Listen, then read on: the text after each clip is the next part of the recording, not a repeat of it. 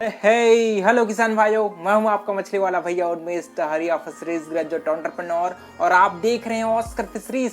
किसान भाइयों, जब भी आप कार्प मछलियों का पालन करते हैं तो हम आपको अपने छोटे से तालाब में मल्टी लेयर फार्मिंग करने के लिए आपको सलाह देते हैं कि आप उसके साथ कार्प मछली में कतला पालिए, रोहू पालिए, मृगल पालिए, ताकि आपके तालाब के अलग अलग क्षेत्र में आपकी मछलियां हैं वो उपस्थित रहे और आपके तालाब का स्पेस का अच्छे से उपयोग हो पाए और आप कम क्षेत्रफल में भी ज्यादा कार्प मछलियों का पालन कर पाएं। इसी वजह से हम आपको 3-4 मछलियों को एक साथ डालने के लिए आपको प्रेफर करते हैं। लेकिन कार्प मछली में एक दिक्कत यह है कि आपकी रोहू मछली आपके 1 से 1.5 साल में मिनिमम 1 किलो साइज की होती है। आपकी मृगल मछली साल में 700 से मैक्सिमम 800 ग्राम तक होती है। आपकी कतला मछली जो साल में आपकी 100 ग्राम 1 किलो से 1.5 किलो साइज तक पहुंचती है। मतलब सबसे ज्यादा ग्रोथ आपके कतला मछलियों की होती है। लेकिन अगर आप एमसी मछली की जगह उसको दूसरे कार्प मछलियों के साथ रिप्लेस कर दिया जाए तो आपको कम क्षेत्रफल में भी ज्यादा प्रोडक्शन होता है। तो मैं आज आपको एमसी मछली की जगह आप अगर बिग हेड मछली, ग्रास कार्प मछली और अमूर कार्प मछली का पालन करेंगे दोस्तों, तो आपको अपने कार्प मछलियों से ज्यादा प्रोडक्शन है वो आप ले सकते हैं। मैं आपको डिटेल में वीडियो बताऊंगा। सबसे पहले अगर बात करें दोस्तों हमारे ग्रास कार्प मछली की, तो ग्रास कार्प मछली एक साल भर में दोस्तों 1.5 किलो साइज तक पहुंच जाती है। उसके अलावा हमें उसको एक्स्ट्रा फीडिंग भी नहीं कराना पड़ता।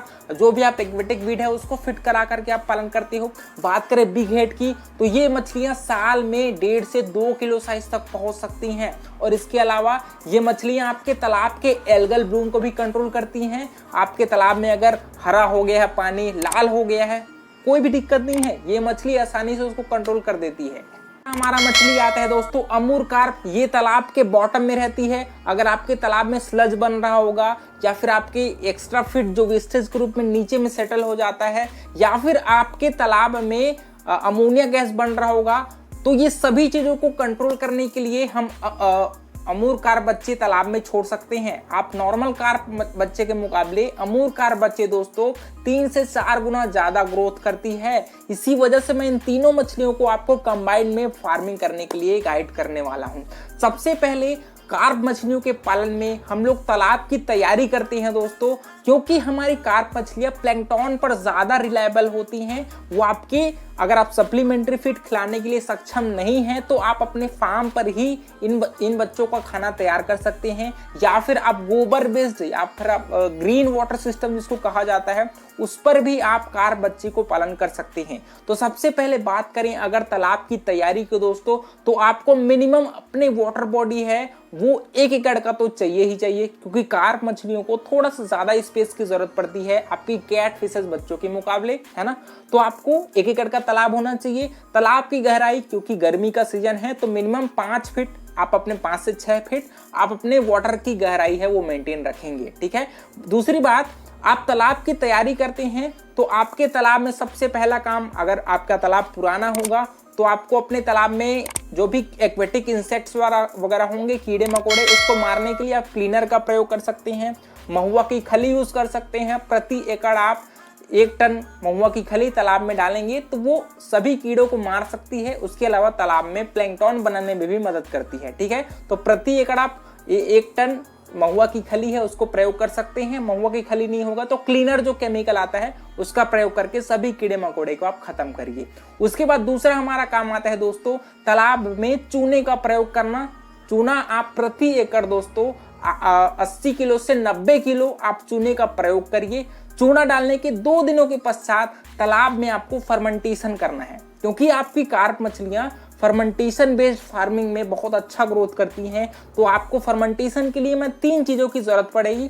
सबसे पहले आता है गोबर, या तो आप काऊ डंग यूज कर सकते हैं या फिर पोल्ट्री लेयर जो मुर्गी होता है उसका जो पॉटी होता है उसको आप तालाब में डाल सकते हैं। इसके साथ आपको सिंगल सुपर फास्फेट और यूरिया की जरूरत पड़ती है, और थोड़ा सा ईस्ट जो पाउडर आता है ना उसको आप थोड़ी सी मात्रा में मिला करके इन सभी का आप एक स्लरी, एक केमिकल तैयार करते हैं। इसके लिए आप छोटा सा गड्ढा बनाइए तालाब के किनारे में। वहां पर आप प्रति एकड़ 800 से 900 किलो गोबर, अगर आप मुर्गी का खाद यूज करेंगे तो आप 600 से 700 किलो मुर्गी का खाद है उसको गड्ढे में डालिए, गड्ढा बना करके उसमें आप कम से कम 15 किलो जो सिंगल सुपर फास्फेट आता है उसको डालिए, उसमें 10 किलो यूरिया का प्रयोग करिए और उसमें आप 250 ग्राम ईस्ट पाउडर आता है उसको आप उस गड्ढे में डाल दीजिए, पानी डाल दीजिए, पानी को अच्छे से मिक्स कर दीजिए। 2 दिनों तक अच्छे से सड़ाने के पश्चात आप इस घोल को अपने तालाब में प्रयोग करिए।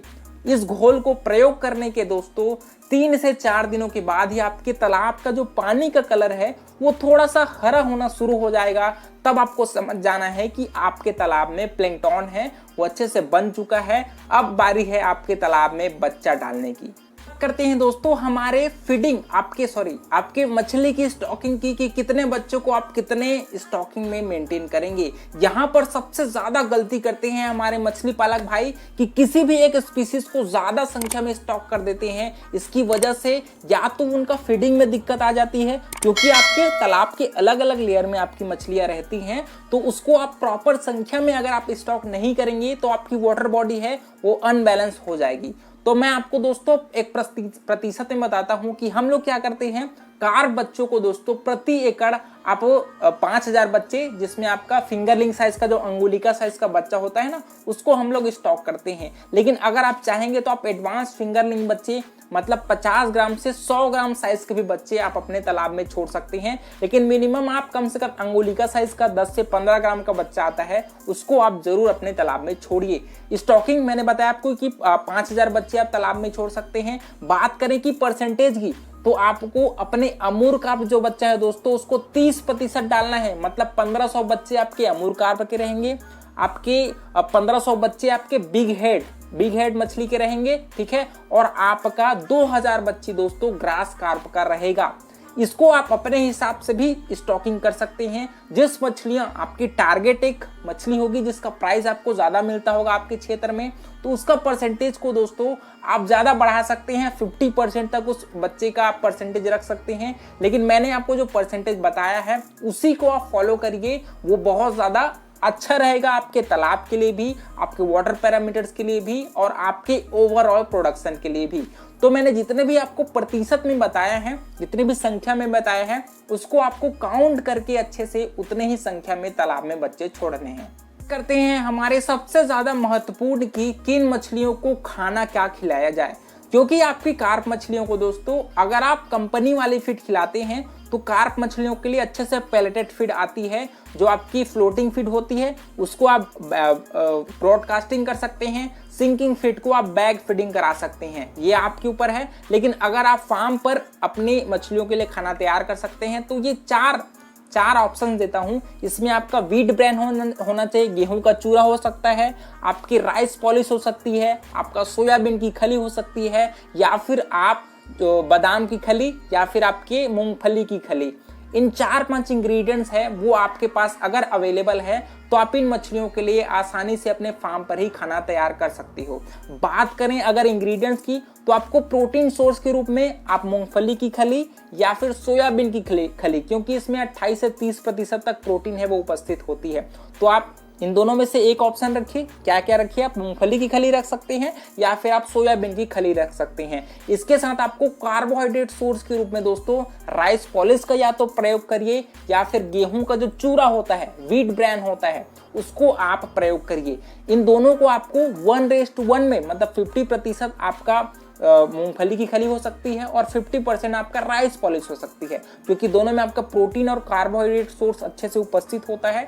तो इस वजह से दोनों को हम लोग 1:1 में ही मेंटेन करते हैं। स्टार्टिंग में अगर आप चाहेंगे तो प्रोटीन युक्त आहार देना अगर ज्यादा चाहेंगे तो आप सोयाबीन की खली की मात्रा 75% कर सकते हैं और आपकी राइस पॉलिश की मात्रा है उसको आप 25% कर सकते हैं स्टार्टिंग के 2 से 3 महीने तक, ठीक ना। उसके अलावा आपको इसका एक प्रॉपर फीडिंग चार्ट भी फॉलो करना पड़ता है। तो स्टार्टिंग के आपसे 1 से 2 महीने तक आपको 6% बॉडी वेट के हिसाब से फीडिंग कराना है, ठीक है। और इसके बाद 2 से 4 महीने तक दोस्तों आपको 5% बॉडी वेट के हिसाब से फीडिंग कराना है, ठीक है।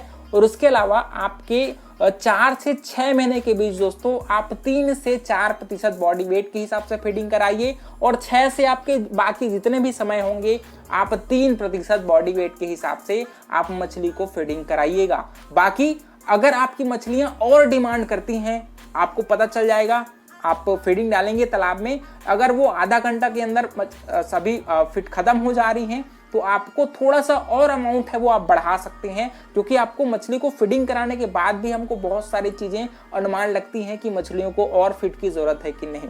फीडिंग खिलाने का तरीका बहुत ही आसान है। जो भी मैंने इंग्रेडिएंट्स बताए हैं उसको या तो आप ब्रॉडकास्टिंग कर सकते हैं मिला करके, या फिर थोड़े से पानी डाल करके उसको एक लोंदा के रूप में तैयार करके दोस्तों आप तालाब में डाल सकते हैं। 4-5 कोने में चुन करके आप लोंदा बना करके तालाब में डाल सकते हैं। इसके अलावा आप आधे फीट को अगर बैग फीडिंग भी कराते हैं तो वो और बेहतर है, क्योंकि आपकी मछलियां हैं वो कितनी उनको भूख लगी है वो बैग फीडिंग से आपको समझ में आ जाएगी। इससे फीडिंग का वेस्टेज भी कम होगा और आपके वाटर पैरामीटर्स भी अच्छे से मेंटेन रहेंगे, है ना। तो आपको अपने फीडिंग की जितना ज्यादा अच्छे से मैनेजमेंट कर पाएंगे, आपका उतना ज्यादा प्रॉफिट है वो आप अच्छे से कमा पाएंगे, क्योंकि आपके टोटल खर्च का दोस्तों 60 से 70% आपके फीडिंग के खर्च में आती है ना। तो आप अच्छे से फीडिंग मैनेजमेंट है वो करिए। इसके अलावा वाटर पैरामीटर्स को आपको पता है कि आपको हफ्ते में एक बार अपने अमोनिया, पीएच और डीओ लेवल को आप चेक करते रहिए, क्योंकि गर्मी का सीजन है, अचानक से मौसम खराब होने से आपकी ऑक्सीजन लेवल में कमी आ सकती है ना। तो आप अच्छे से अपने वाटर पैरामीटर्स को मेंटेन रखिए। इस प्रकार से दोस्तों आप आसानी से अपने 1 एकड़ के तालाब से बहुत अच्छा पैदावार ले सकते हैं, और ये मछलियां आपकी कम समय में 8 से 10 महीने में ही तैयार होने वाली मछलियां हैं। तो आपको 8 से 10 महीने इंतजार करना है, अपने फीडिंग शेड्यूल को अच्छे से मेंटेन रखना है। इसके अलावा मेरे हिसाब से मैंने सभी इंपॉर्टेंट पॉइंट को कवर कर दिया है। इसके अलावा अगर आपके मन में कुछ सवाल होंगे उसको आप नीचे कमेंट करिए, ऑस्कर फिशरीज को सब्सक्राइब करिए, और ऐसे ही वीडियो मैं आपके लिए आगे भी लाता रहूंगा। तो किसान भाइयों मिलते हैं अगले वीडियो में, तब तक के लिए बड़ों का सम्मान करिए, छोटों को प्यार करिए और खुद का ढेर सारा ख्याल रखिए। Thank you, thanks for watching.